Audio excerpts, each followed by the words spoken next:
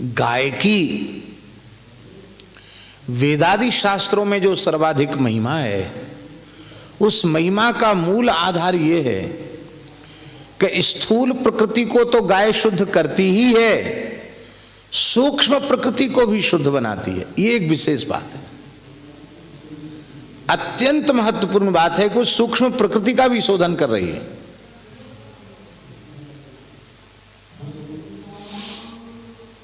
भूमि शुद्ध कैसे होती? गोमय नोपलिप्य, हमारे कर्मकांड के ग्रंथों में लिखा है, आपको कोई भी सात्विक अनुष्ठान करना है पहले गोबर से लीपो।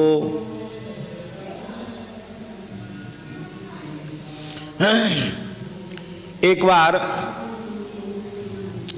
देवताओं ने, पितरों ने जाकर ब्रह्मा जी से शिकायत की।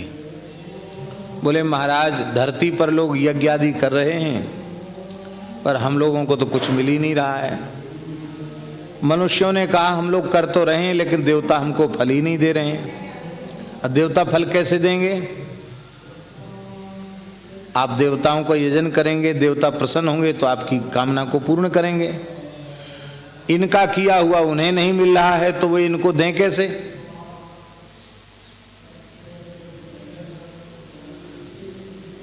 ते देवा भावयन्तु वा, गीता जी में है ना।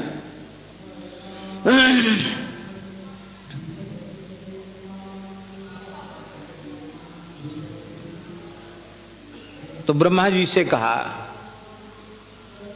कि ये धरती के मनुष्य जो यज्ञादि कर रहे हैं उसका लाभ हम देवताओं तक नहीं पहुंच रहा है, इसलिए हम देवता भी उनकी मनोकामनाओं को पूर्ण नहीं कर पा रहे हैं। तो ये जो गड़बड़ी आई है इसको आप ठीक कीजिए। तो ब्रह्मा जी ने उसी समय सुरभि का स्मरण किया, सुरभि गाय प्रकट हो गई। कहा ये समाधान करेंगी। क्या कहा ब्रह्मा जी ने? ये गौ माता समाधान करेगी। देवताओं ने कहा भगवती समाधान करो। तब उन्होंने कहा कि जब भगवान नारायण ने सृष्टि के आरंभ में मधु और कैटभ नाम के असुरों का वध किया था तो उनके शरीर के मेदा से व्याप्त होने के कारण इस धरती का नाम मेदिनी हुआ। क्या नाम हुआ? मेदिनी। मेदा, शरीर का जो मेदा है वो मेदा चर्बी वो पूरी धरती पर फैल गई। उन असुरों की अस्थियां ही कालांतर में बड़े बड़े पहाड़ों के रूप में परिवर्तित हो गई। तो ये जो धरती है ये मेदिनी है,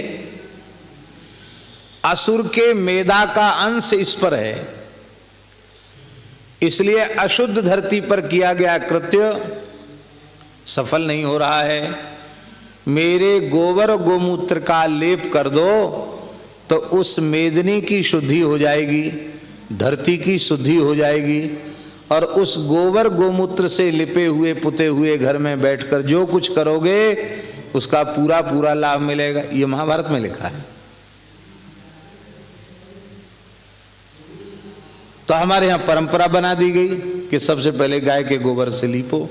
अब पक्के मकान बनने लगे, गांव में फूस के छप्पर के मकान होते, वहां तो रोज घर के शोधन का यही उपाय था, गाय के गोबर से लीपना।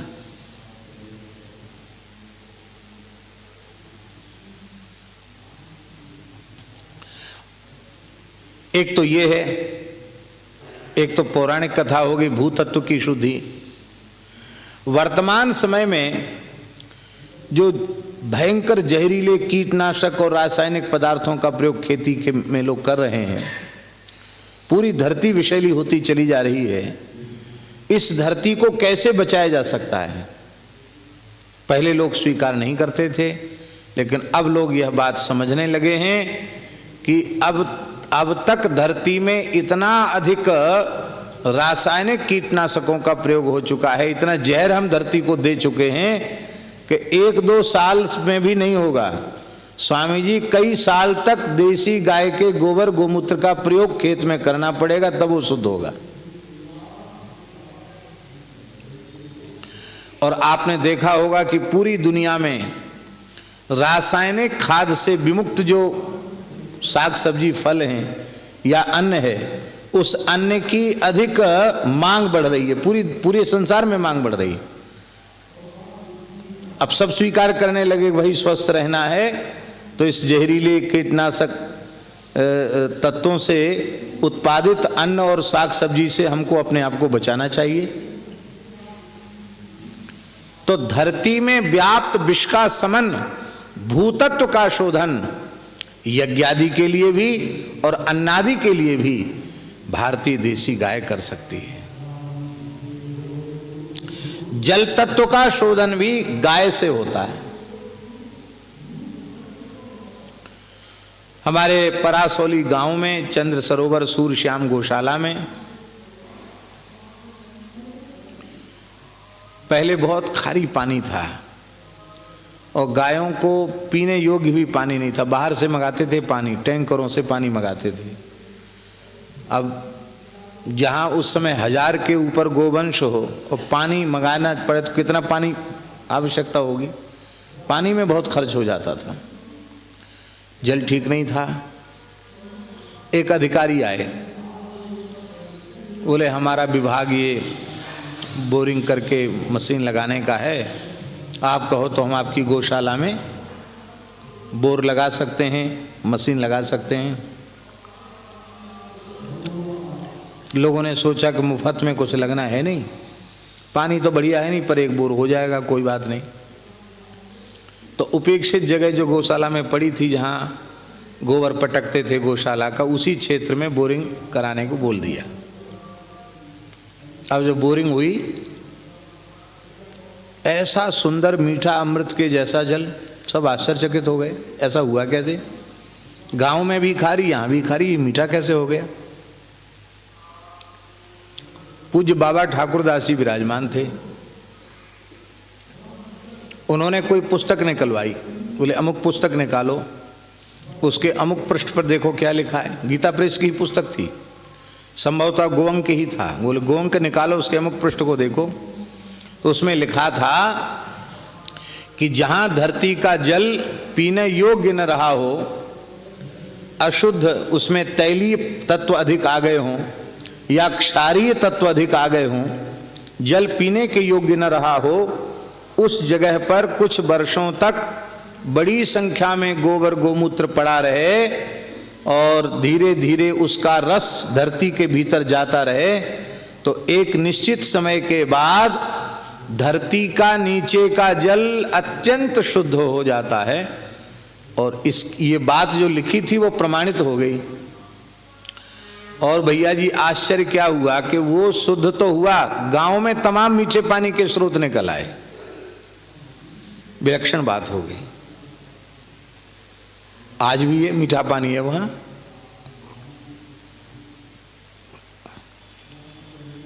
हमारे खाक चौक का कुआं अशुद्ध हो गया, पहाड़ी बाबा आश्रम का। तो पूज्य गुरुदेव पहाड़ी बाबा महाराज बड़े फक्कड़ और दिव्य महापुरुष थे। हमसे बोले इसको ठीक करो। तो पहले हमने उसमें चूना डाल दिया, चूना ज़्यादा पड़ गया तो पानी कड़वा हो गया, ठीक तो हुआ नहीं। फिर उसको खाली करवाया, पानी ठीक नहीं हुआ। तो एक डॉक्टर थे, उन्होंने कोई पाउडर दिया, बोले ये इसमें मिला के डाल दो, दवाई डाल दो तो इसमें पानी ठीक हो जाएगा। हो गया तो और वो खराब हो गया। अभी भी कुआं है। तो महाराज जी बोले तुम्हारी पंडिताई पूरी हो गई? उन्होंने कहा हाँ हो गई पूरी। चल हट, कुछ नहीं जानता है, बक बक करता है। अब हम ठीक करते हैं इसको। तो उन्होंने उसी पानी को खिंचवाया और गाय वहीं रहती ही थी, तो गाय का गोबर गोमूत्र घुलवाया और घोल घोल करके सब उसी में डलवा दिया। तो हम अपने मन में सोचें कि रहा सहा और अब ये जैसी आराम हो गया, अब इसमें बढ़िया नहीं होगा पानी। 2 दिन तक ऐसे ही बना रहा। इसके बाद महाराज जी ने सब विद्यार्थियों को, ब्रह्मचारियों को लगा दिया सब खींचने लग गए, खींचते खींचते सब नीचे तक का पानी खींच लिया। इसके बाद पानी आया तो एकदम मीठा अमृत के जैसा पानी। तो आंखों से ये देखी हुई चीज है कि जल तत्व की शुद्धि गोबर गोमूत्र से हुई।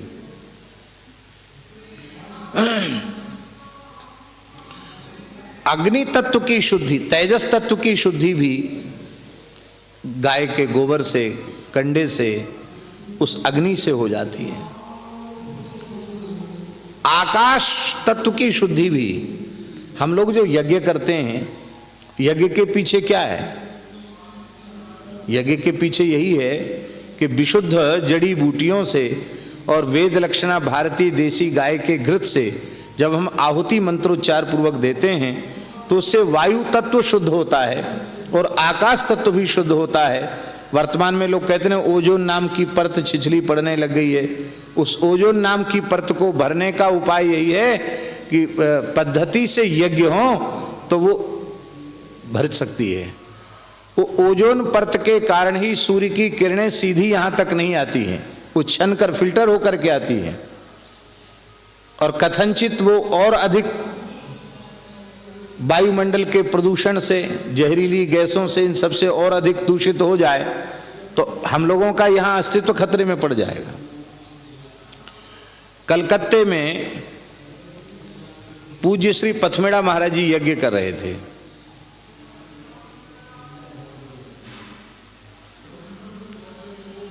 यज्ञ की सारी तैयारी हो गई और उस समय कम्युनिस्ट शासन था, पुरानी बात है। जब तक तैयारी हुई तब तक तो वहां की सरकार कुछ नहीं बोली और कल से यज्ञ होना है, आज ही आदेश आ गया कि आप यज्ञ नहीं कर सकते। क्यों? बोले यहां धुआं करोगे, यहां का वायुमंडल वैसे ही प्रदूषित है और अधिक प्रदूषण फैलेगा। तो महाराज जी ने कहा कि भाई मना करना था तो पहले मना करते। यज्ञ मंडप बन गया, ब्राह्मण आ गए, संत आ गए, सारी व्यवस्था हो गई, आप मना कर रहे हो। एक बड़े ग्राउंड में वो सब हो रहा था। बोले नहीं, आदेश नहीं है। तो महाराज जी ने कहा कि आप कैसे कहते कि इससे प्रदूषण फैलेगा? बोले हमारे पास मशीन है। महाराज जी बोले ठीक है, प्रदूषण नापने की मशीन है, उस मशीन को यहां लगाओ। हम तो इस विश्वास पर अभी दृढ़ हैं कि प्रदूषण कम हो सकता है यज्ञ के द्वारा। हमारे शास्त्रों में तो यही बात लिखी है, ऋषियों ने इसी बात का अनुसंधान किया कि यज्ञ के द्वारा वायुमंडल के प्रदूषण को दूर किया जा सकता। हमने कभी इसका प्रयोग नहीं किया, तो आप लोग मशीन लाकर यहां रखो। यदि प्रदूषण घट गया तब तो आपको अनुमति देनी पड़ेगी, तब तो यज्ञ होगा। और यदि प्रदूषण बढ़ता है तो हम बीच में ही यज्ञ समाप्त कर देंगे। इतना ही नहीं, जीवन में द्वारा यज्ञ नहीं करेंगे, यानी कहीं यज्ञ नहीं करेंगे। बात झूठी है, प्रदूषण बढ़ रहा है। तो स्वामी जी उनकी मशीन आकर के वहां लग गई, महानगर की, और उस समय लिख लिया गया कि इस समय वायुमंडल में प्रदूषण का परसेंटेज क्या है। अग्नि स्थापन होने के बाद स्वाहा स्वाहा शुरू हुआ। वो ठाकुर जी की क्या विलक्षण लीला, वो जो नापा था प्रदूषण वो ठीक 50% कम हो गया। 50% वहां का वायुमंडल शुद्ध हो गया। महाराज जी वो मशीन उखाड़ के गए, शर्त हो गई थी, और पूरी तरह पर्यावरण शुद्ध हुआ। ये सत्य घटना है कलकत्ते की। पूज्य पथमेड़ा महाराज प्रमाण है इस घटना के। स्वामी श्री दत्त शरणानंद जी महाराज।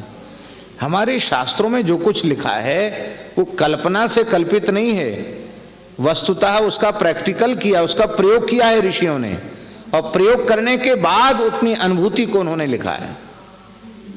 हमें स्वीकार करना चाहिए।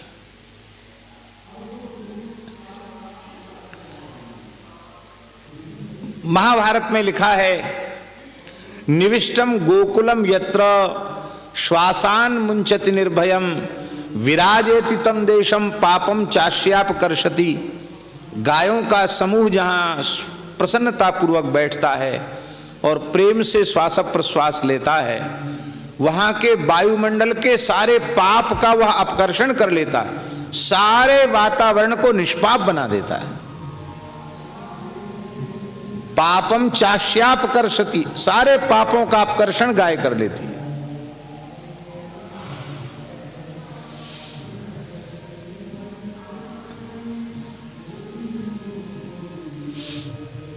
एक डॉक्टर ने हमको कहा, बोले आप होम करते हो बंद कर दो। हमने कहा क्यों? बोले आपके थोड़े श्वास लेने में तकलीफ है, समस्या है, कफ खांसी भी है।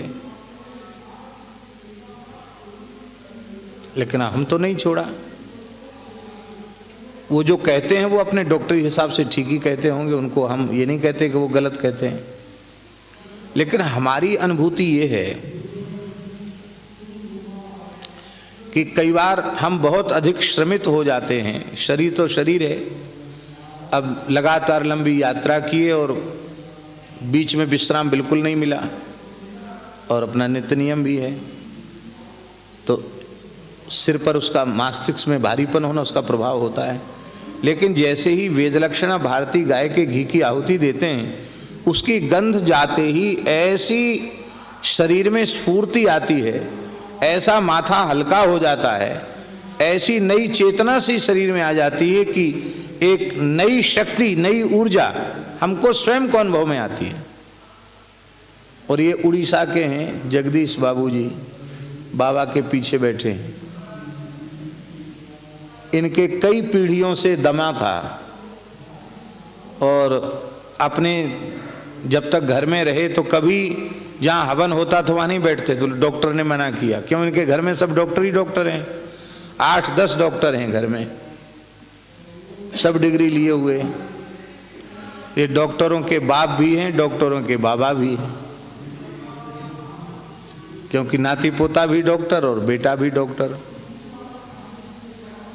तो ये कहते कि हमारा जीवन भर का दमा आपके साथ होम करने हम केवल बैठते हैं वहां, उसकी गंध से हमारा जीवन भर का दमा खत्म हो गया।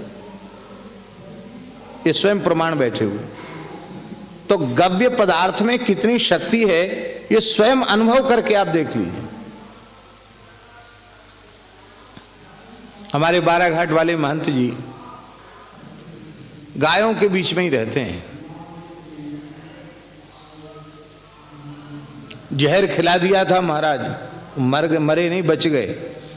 हाँ, और मिशन में हम लोग ले गए थे उनको, स्वामी जी थे, रात्रि को ही हम लोग सब मिशन में ले गए उनको, बच गए। बड़ा तीक्ष्ण विष था, बच गए। वो यदि गव्य पदार्थों की शक्ति नहीं होती तो वो शरीर शांत हो जाता उनका, जहर को पचा गए। तो उनके कान में सूजन हो गई, सुनाई पड़ना भी कम हो गया, और मिशन में दिखाया तो डॉक्टर ने देखा साएं साएं की आवाज आती थी, कान बंद जैसा हो रहा था। सफाई भी हुई फिर भी ठीक नहीं हुआ। कान की सफाई होती, सफाई से भी ठीक नहीं हुआ। तो डॉक्टर बोले कि अब तो इसको कुछ पर्दे में कुछ गड़बड़ी है और तो ऑपरेशन होगा। महात्मा लोग ऑपरेशन के नाम से बहुत घबराते हैं। हमसे बोले कि अब तो हमारो कान तो हमारो गौ, पर्दा कुछ गड़बड़ हो रहा है और तो ऑपरेशन होगा। तो एक राजस्थान के वैद्य जी हैं, अभी भी हैं वैद्य जी, उनसे कहा कि हम ऑपरेशन न करावें, कोई ऐसा उपाय हो तो आप, देसी नुस्खा हो तो बताओ। तो वैद्य जी बोले कि आपके स्थान में गैया तो है ही है, बढ़िया ओटा हुआ गाय का दूध, और उस दूध में 10-20 ग्राम घी, जितना आप पचा सको, उसको ताजा घी गाय का डालना दूध में, और उसको 100 बार फेंटना, और 100 बार फेंट करके उसको पी जाओ। ऐसे कुछ दिन पियो तो कोई सूक्ष्म नस है, उसकी विकृति है ये, उस नस को बल मिल जाएगा और कान आपका बिना ऑपरेशन के ठीक हो जाएगा। अब महंत जी तो महंत जी ही ठहरे, उनको भगवान की दया से पच भी जाता है। उन्होंने 10 ग्राम नहीं, उन्होंने कम से कम 100-150 ग्राम घी, 1 किलो दूध बढ़िया औटाया हुआ, और उसमें कम से कम 150 ग्राम घी। अब वो तो उन्हीं के मुंह से सुनो तो बढ़िया लगती है। बोले जैसे ही महाराज हमने गरम गरम दूध पिया, ठक से जैसे कोई ढक्कन खुल जाए, ऐसी एक ठक सी आवाज आई, और बोले अब तक हमारे दोनों कान बिल्कुल ठीक हैं। तो वैद्य जी को फिर उन्होंने फोन लगाया, बोले महाराज कितने दिन तक पीना है? बोले कोई फायदा हुआ?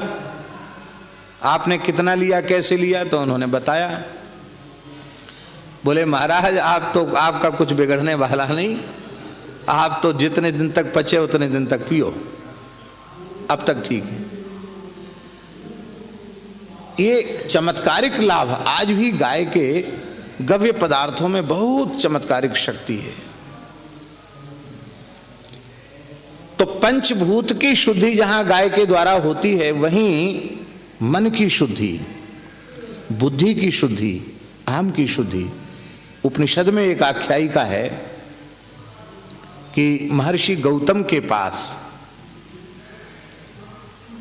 एक ब्रह्मचारी आया। उसने कहा कि मैं आपका अंतेवासी बनना चाहता हूं, शिष्य बनना चाहता हूं, वेद पढ़ना चाहता हूं, मुझे आश्रय दीजिए। महर्षि गौतम ने कहा कि वत्स तुम्हारा परिचय? उसने कहा कि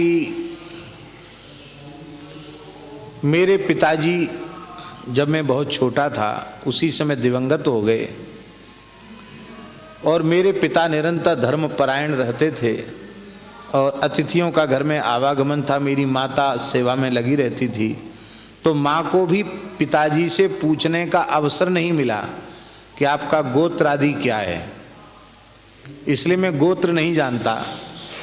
मैं केवल इतना जानता हूँ कि मेरी माता का नाम जावाला है और मैं उसका बेटा सत्यकाम हूँ, और मैं कुछ भी नहीं बता सकता कि मेरी कौन शाखा है, कौन गोत्र है, कौन ऋषि है, कौन प्रवर है, ये सब मैं नहीं जानता। मेरी माँ भी नहीं जानती, बताऊंगा कैसे?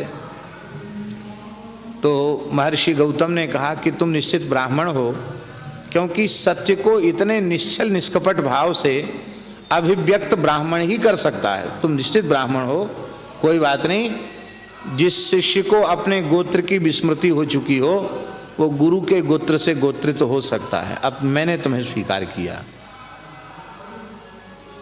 उपनयन कराया उसका, और उसको गाय दे दी। 400 गाय और एक नंदी वृषभ। कहा जाओ जंगल में चराओ गायों को, इनकी सेवा करो। जब ये 1 सहस्त्र हो जाएं, 1000 हो जाएं, तो तुम इनको आश्रम लौटा करके लाना। अब देखो ये प्रक्रिया देखिए, निर्मल अंतःकरण में ही ब्रह्म विद्या अवतरित हो सकती है। उस बालक के चित्त को शुद्ध कराने की प्रक्रिया थी महर्षि की।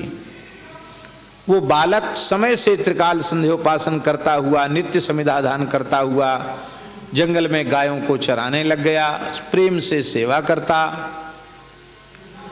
कुछ समय बाद वे 400 गायें बढ़कर के 1000 हो गई। कितनी हो गई? 1000 उनकी संख्या हो गई। वो गिनती भी नहीं करता था कि रोज गिने के एक आध बढ़ी कि नहीं बढ़ी। जब वह 1 सहस्त्र हो गई तो एक दिन की बात है, एक वृषभ नंदी वो ढकता हुआ ब्रह्मचारी सत्यकाम के निकट आया और बोला, ब्रह्मचारिन, गोवंश की सेवा करते करते गुरु आज्ञा पालन पूर्वक तुमने जो हमारी सेवा की है, उससे तुम्हारा अंतःकरण शुद्ध हो चुका है? तुम्हारा मन, तुम्हारी बुद्धि, तुम्हारा अहम शुद्ध हो चुका है गो सेवा करते करते। तुम अब ब्रह्म विद्या के अधिकारी हो। हमारी संख्या 1 सहस्त्र हो चुकी है।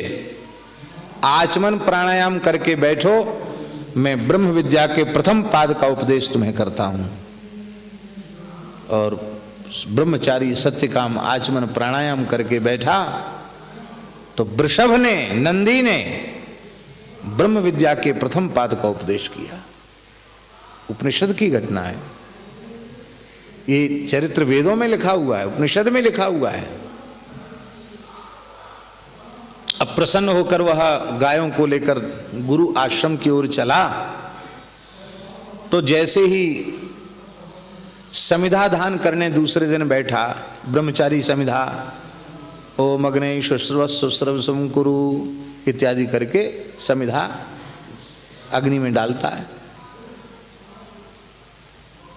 तो जैसे ही समिधा दान किया ब्रह्मचारी ने कि अग्निदेव प्रकट हो गए। अग्नि बोले, ब्रह्मचारी गो सेवा करते करते, गुरु आज्ञा पालन करने से, गुरु गो सेवा करने से तुम्हारे चित्त की शुद्धि हुई। ब्रह्म विद्या के द्वितीय पाद का मैं तुम्हें उपदेश करता हूं, सावधान होकर के ग्रहण करो।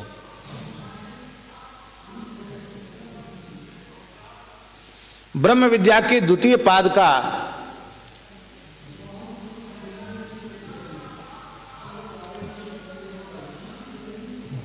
ठीक, आप प्रणाम।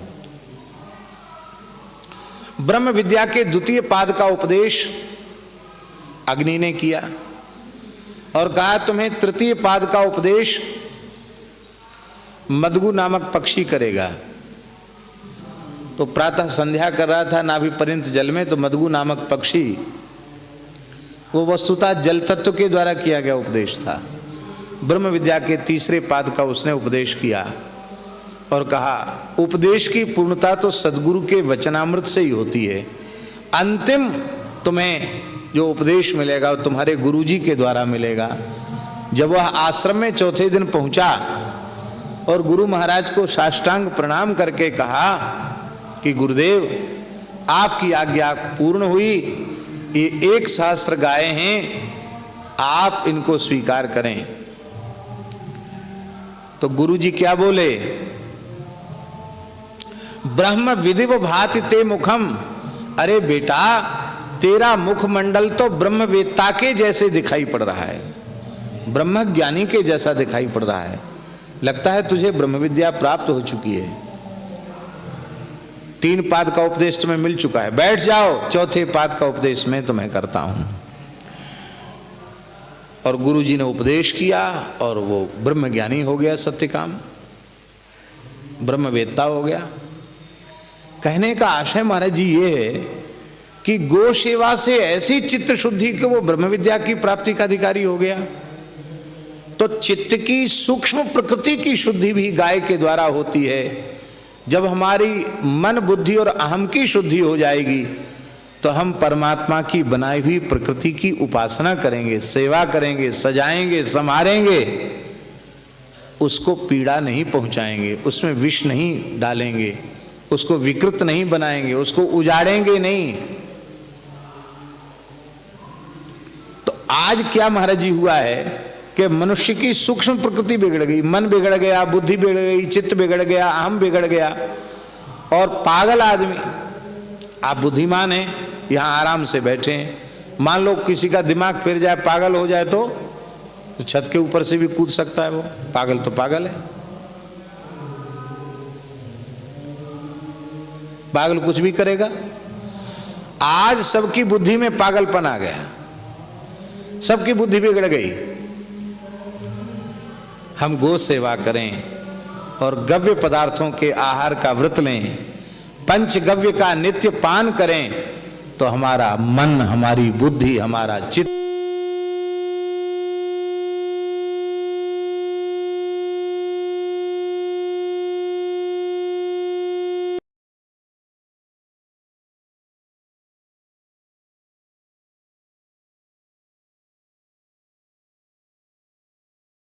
वो परमात्मा की बनाई हुई प्रकृति को कभी नष्ट भ्रष्ट नहीं करेंगे। वे तो रजोगुण तमोगुण का को कम किया जाएगा, समाप्त किया जाएगा गाय के द्वारा, गाय की उपासना द्वारा, गव्य पदार्थों के आहार के द्वारा।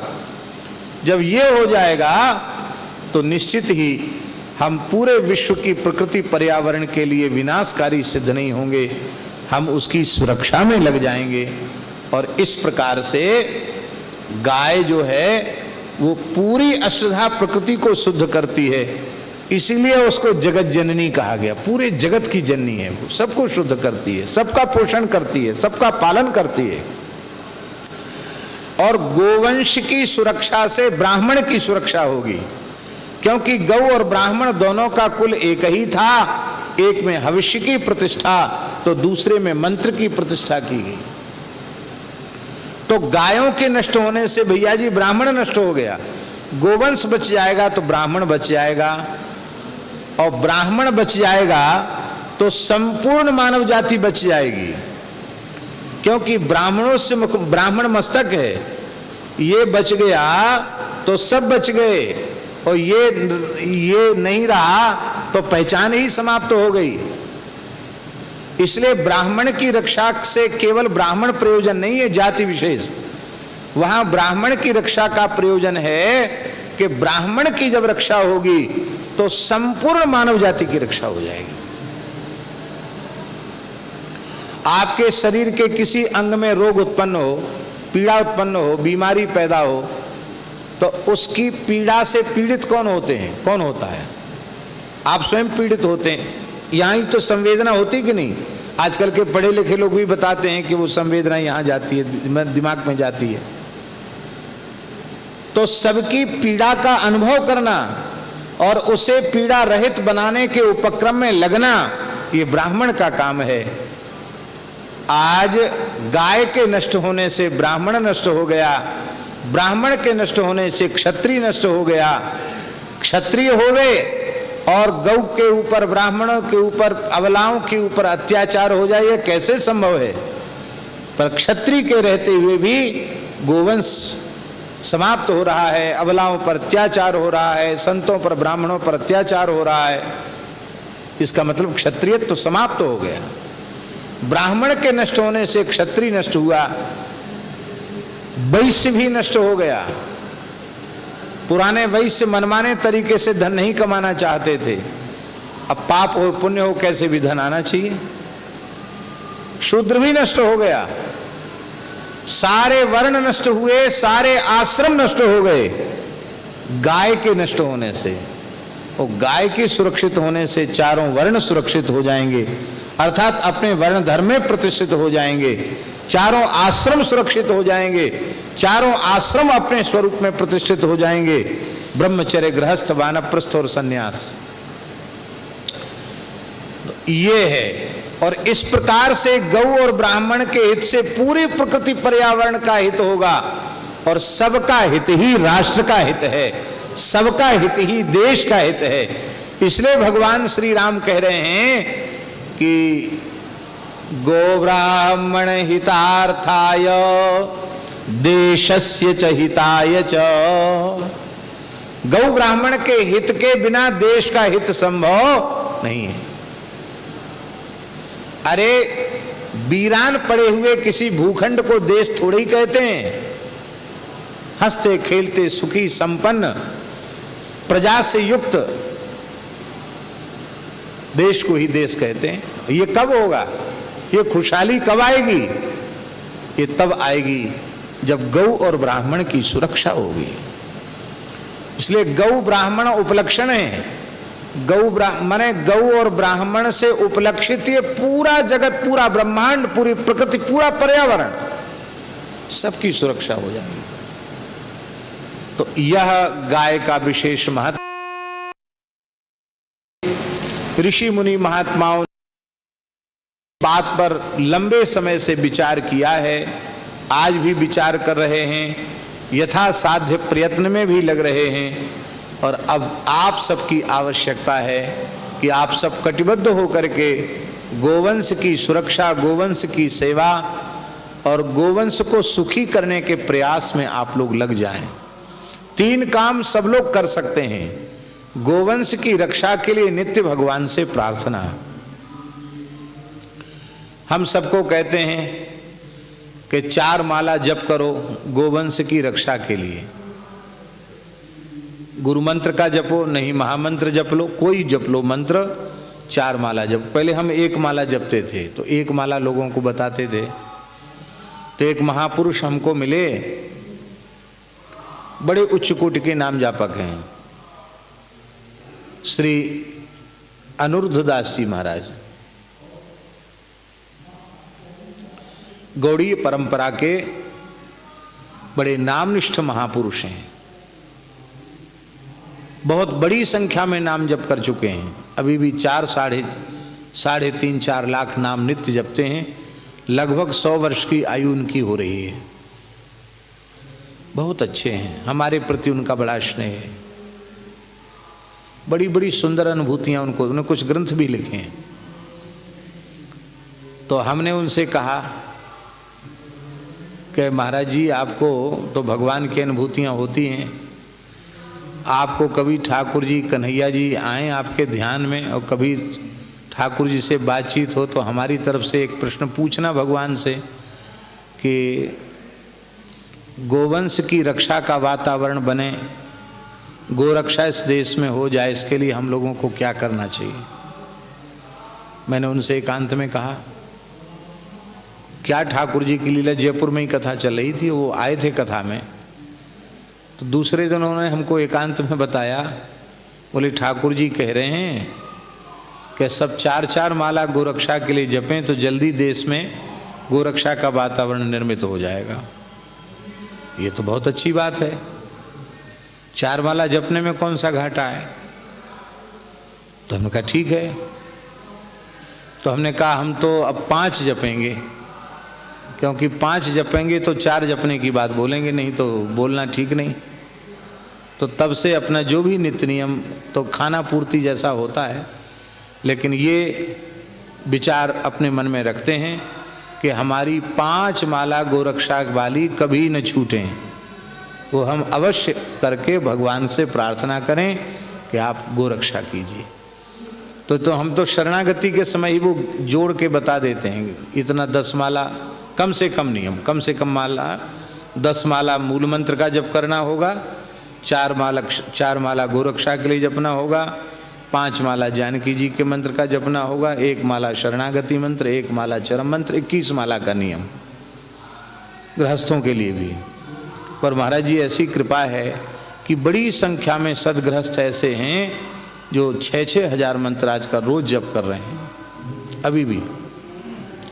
परम श्रद्धे प्रातः स्मरणीय पंचरसाचार्य श्री हर्षण कुंज वाले महाराज जी, उन्होंने तो ऐसी कृपा की महाराज, हर्षण कुंज सरकार के तो पूरे देश में इतने ऐसे शरणागत उनके सत शिष्य हैं, लाखों में पहचान में आ जाते, पूछना नहीं पड़ता कि आप किसके शिष्य हैं, देखते ही पता चल जाता सरकार के कृपा भाजन है।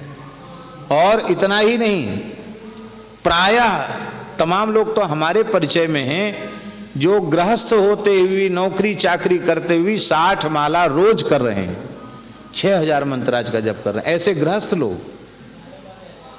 हाँ 12-12 हजार करते हैं, 6000 तो कम से कम लोग करने वाले हैं बड़ी संख्या में।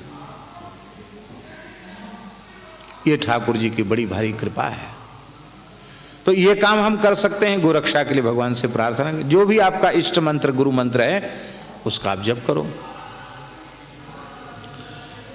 दूसरा कार्य जो हम कर सकते हैं, अपना देवाराधन प्रयास करें कि भारतीय देसी गाय के दूध दही घृत से बने हुए पदार्थों से ही हम अपना देवाराधन और पितरों का श्राद्ध आदि उसी से संपन्न करें।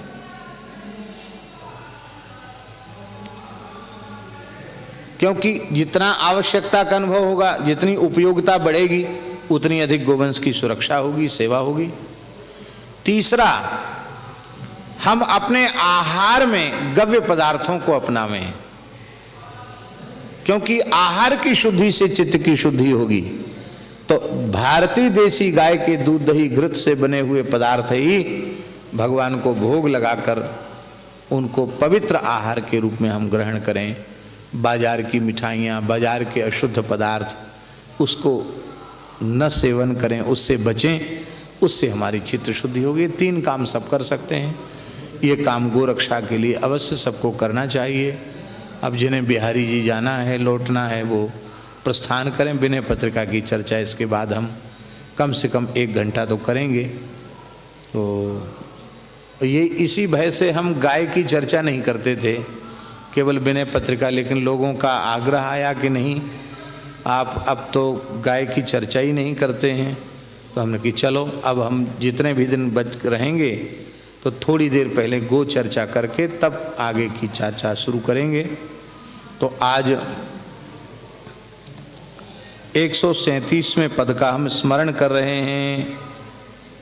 बोलो भक्तवत्सल भगवान की जय। जय जय श्री राधे।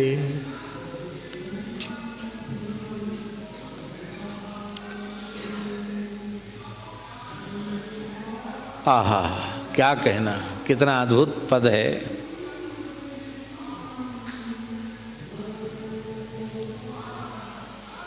जो पे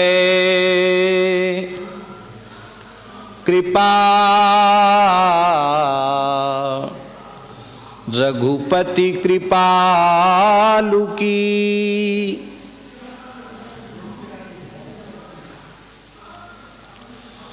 बैर और के कहा सरे। जो पे कृपा रघुपति कृपालु की, बैर और के कहा सरे। होए न बाको बार भगत को,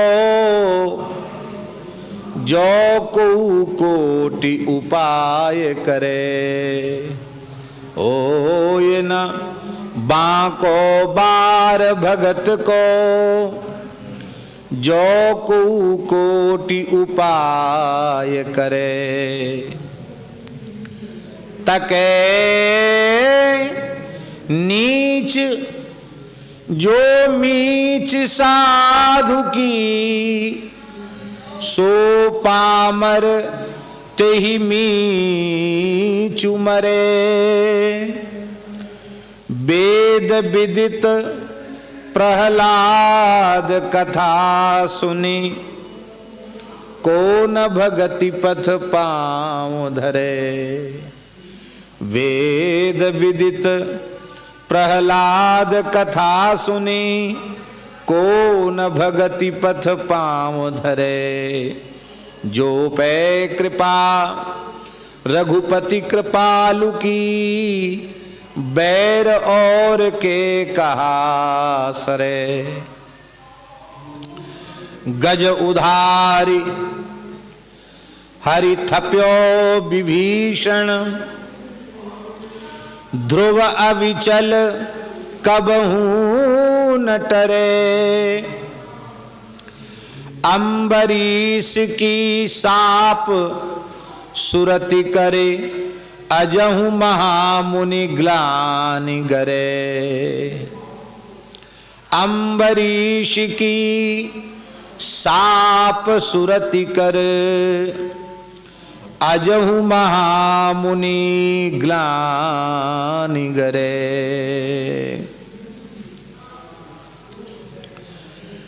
जो पे कृपा रघुपति कृपालु की, बैर और के कहा सरे। सोधों का जुन कियो सुजोधन, अबुध आपने मान जरे। प्रभु प्रसाद सौभाग्य विजय जस पांडवने बरियाए बरे, पांडवने बरियाए बरे। जो पे कृपा रघुपति कृपालु की, बैर और के कहा सरे। जोई जोई कूप खने गो पर कहाँ,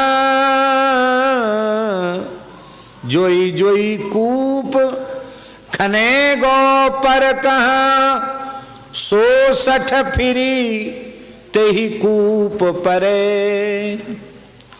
160 फिरी तेहि कूप परे। सपने हूँ सुख न संत द्रोही कहाँ, सपने हूँ सुख न संत द्रोही कहाँ, सुर तरु सो बिस फरनि फरे। सुर तरु सो बिस फरनि फरे। जो पे कृपा रघुपति कृपालु की, बैर और के कहा सरे। अंतिम चरण। हैं काके द्वैशीस ईस के, जो हठ जन की सीव चरे। हैं काके द्वैशीस ईस के, जो हठ जन की सीव चरे। तुलसीदास रघुवीर बाहुबल, तुलसीदास रघुवीर बाहुबल, सदा अभय काहू न डरे। तुलसीदास रघुवीर बाहुबल, सदा अभय काहू न डरे। जो पे कृपा रघुपति कृपालु की, बैर और के कहा सरे। जो पे कृपा रघुपति कृपालु की, बैर और के कहा सरे।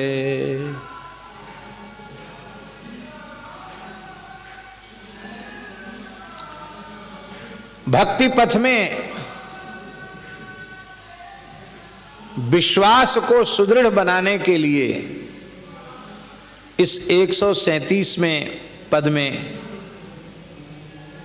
कलि पावनावतार गोस्वामी श्री तुलसीदास जी महाराज ने अपने अत्यंत मधुर, अपने दिव्य रसमय भावों को व्यक्त किया है।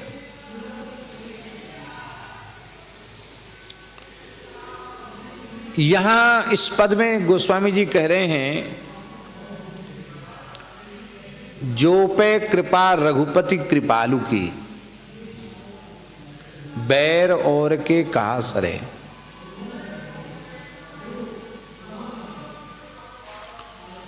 यदि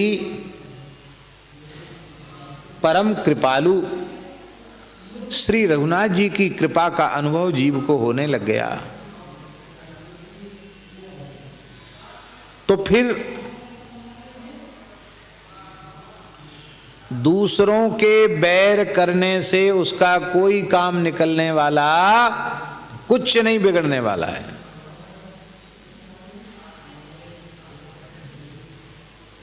बार न बांको कर सके जो जग बैरी होए, कोई कुछ नहीं बिगाड़ सकता। किसी के रूसने से, मुंह फुलाने से भक्त का कोई काम अटकने वाला नहीं है।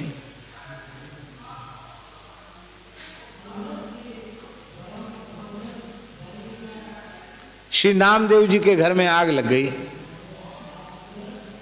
लोगों ने छीन छीन करके सामान बचाया और उन्होंने बचे हुए सामान को अग्नि में ही डाल दिया। कि प्रभु ये भक्त का भवन है, इसमें भगवान को छोड़ के दूसरा आए कौन सकता है, या तो भगवान आवेंगे या भगवान के भक्त आवेंगे। तो हरिदास का तो स्वागत है, ल्यो महाराज और ल्यो और ल्यो और ल्यो। बोले ये सोता तो है ही नहीं ये नामदेव हैं, पूरी रात कीर्तन करता है, भजन करता है, लगता गर्मी चढ़ गई दिमाग में हैं। बचे खुचे सामान को भी इसने जला दिया। अब ये हाहा खाएगा कि हमको कुछ दे दो, तो न तो इसको कोई सामग्री सामान हम लोग देंगे और ना ही इसका भवन बनाएंगे, ना ही इसका छप्पर छाएंगे। पूरे गांव ने पंचायत करके फैसला कर लिया, निर्णय कर लिया, नामदेव जी की सहायता कोई नहीं करेगा।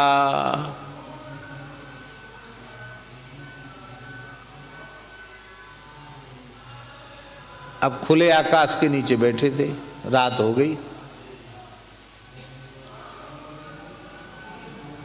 ठाकुर जी श्री पंढरीनाथ भगवान रुक्मिणी जी के सहित एक सामान्य मजदूर के वेश में भगवान पधारे।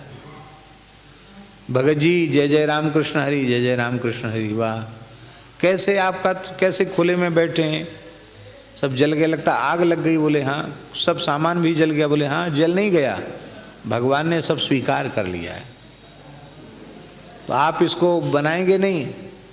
तो नामदेव जी हंसने लगे, बोले बंद जगह में भजन ठीक नहीं होता था, पंढरीनाथ की इच्छा के खुले में बैठ के भजन करें। छोटी छत थी, अब बहुत बड़ी छत हो गई। छप्पर की छत छोटी थी, अब अनंत आकाश की छाया हो गई। भगवान पंढरीनाथ की बड़ी दया है, बड़ी कृपा है, तो खुले में ही रहेंगे। बोले हाँ। तो इसको छप्पर नहीं छाएंगे। बोले छप्पर कहाँ से छाएंगे, गांव के लोगों ने तो कह रखा है कि हम लोग तुम्हारी कोई सहायता नहीं करेंगे। तो भगवान बोले कि हम तो धंधे की तलाश में घूम रहे हैं, हमको काम चाहिए, यही काम हमारा ही काम है, छप्पर छाने का काम हमारा है। तो नामदेव जी बोले छप्पर तो आप छा दोगे, अच्छी बात है, पर आप कहोगे कि पहले सामान लाओ, बांस लाओ, बल्ली लाओ, फूस लाओ, रस्सी लाओ। तो मेरे पास तो वो भी व्यवस्था नहीं कि मैं कुछ हाट से बाजार से ला करके आपको दे सकूं। फिर आप बनाने के बाद कहोगे कि हमारी मजदूरी लाओ, तो वो भी व्यवस्था हमारे पास नहीं है। इसलिए आप कष्ट न करें और कहीं देख लें, हम तो ऐसे ही राम राम करेंगे। ठाकुर जी बोले नामदेव जी, माल भी हम आपसे नहीं मांगेंगे, सब मटेरियल हमारे पास पहले से पड़ा है, खराब हो रहा है, कहीं ना कहीं लगाना है, लगा देंगे। और ये हमारी जो गृहिणी है ना, ये लिपाई पुताई में बहुत कुशल है, बहुत बढ़िया लीप पोत कर इसको बढ़िया कर देगी घर को, हम छप्पर छा देंगे।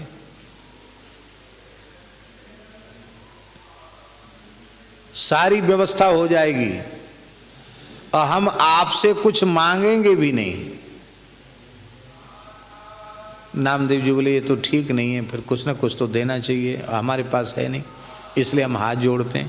बोले नहीं नहीं, आप देना ही चाहते हैं हमको, तो हमने सुना है आप बहुत सुंदर सुंदर अभंग गाते हैं, भजन गाते हैं, तो कुछ गाकर हमको सुना देना, तो हम सोच लेंगे कि हमारी मजदूरी पूरी हो गई। नामदेव जी को तो प्रसन्नता होगी। बोले एक दो अभंग क्या, हम तो पूरी रात भर वही सुनाते रहेंगे, आप करते रहो, हम आपको सुनाते रहेंगे, इसमें तो कोई क्या कंजूसी और काम ही क्या करना है, विठल के गुण गाना है। ठाकुर जी तो ठाकुर जी, जिनके संकल्प से अनंत अनंत ब्रह्मांडों का सृजन हो जाता है, वो भगवान स्वयं अपने करकमल से सेवा करें और नामदेव जी का छप्पर न बने, ये कैसे संभव है। महाराज बहुत सुंदर छप्पर ठाकुर जी ने छा दिया। लक्ष्मी जी ने, रुक्मिणी जी ने लिपाई पुताई, साक्षात भगवती महालक्ष्मी अपने करकमल से लीपे पोते, उसकी शोभा का क्या कहना है। सारा घर धन धान्य से परिपूर्ण हो गया। ठाकुर जी ने सेवा की है और ठाकुर जी कृतार्थ करके दर्शन दे करके ठाकुर जी तो चले गए, अंतर्धान हो गए। अब प्रातः काल सब लोग आए, नामदेव जी के घर को देखा तो ये हुआ क्या, हम जग रहे हैं कि सो रहे हैं, कोई सपना तो नहीं देख रहे हैं। ऐसा बढ़िया घर, ऐसा बढ़िया छप्पर तो पहले भी नहीं था, और जितना सामान जला था उससे कई गुना अधिक सामान और खूब एकदम चकाचक पूरा घर भर गया। ये हो कैसे गया? अरे इतना काम होने में 10-5 दिन लगना चाहिए था, एक रात के भीतर सारा नक्शा बदल गया। ऐसा कैसे हो गया? ऐसा चमत्कार कैसे हो गया? तो नामदेव जी से कहा कि किन यह छान छवाई, लोग पड़ोसी पूछे रे नामा, किन यह छान छवाई। पड़ोसी पूछने लगे कि छान किसने छवा दी, कोई भगत चेत गया जजमान, ऐसा कैसे हो गया? नामदेव जी ने कहा कि जो छान छाने वाला है वो अलौकिक है, उसका पता ठिकाना हम बता नहीं सकते आपको, वो विलक्षण है वो। अच्छा, तो हम भी उसको बुलाओ, हम भी उससे ऐसा ही छान छवाना चाहते, हमारा ही छान पुराना हो गया, छप्पर पुराना हो गया। नामदेव जी बोले उस विलक्षण छप्पर छाने वाले को यदि बुलाना है तो पहले घर में आग लगानी पड़ेगी, बचे कुचे सामान को भी उसी में स्वाहा करना पड़ेगा, तो भले ही वो आ जाए। तो लोग बड़े साहसी थे, अरे बोलो इतना बढ़िया बन जाए और एक रात में ही बन जाए और सामग्री भी अधिक से अधिक आ जाए तो आग लगाने में क्या घाटा है, लगा देंगे आग। नामदेव जी बोले तो फिर तुम उसकी मजदूरी नहीं चुका पाओगे। क्यों नहीं चुका पाएंगे? तोते अधिक मजूरी दई हूं, तुमने जो मजूरी दी है उससे ज्यादा मजदूरी हम देंगे, बुलाओ तो सही उस छप्पर छाने वाले को। नामदेव जी ने कहा बैठिया प्रीति मजूरी मांगे। वो जो बैठिया है ना उसको प्रेम की मजदूरी चाहिए, और वह प्रेम तुम्हारे पास है नहीं, तुम क्या मजदूरी दोगे? सबके नेत्र सजल हो गए। वो छप्पर छाने वाला कोई दूसरा नहीं था, साक्षात पंढरीनाथ प्रभु ही छप्पर छाने के लिए पधारे।